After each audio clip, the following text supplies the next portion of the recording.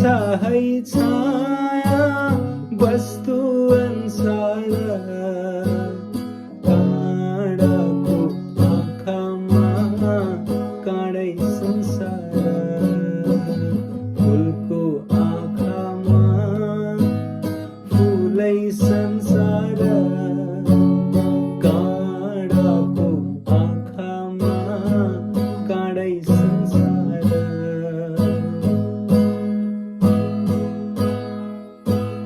चित्त शुद्ध होस् मेरो भोलि बुद्ध हो चित्त शुद्ध होस् मेरो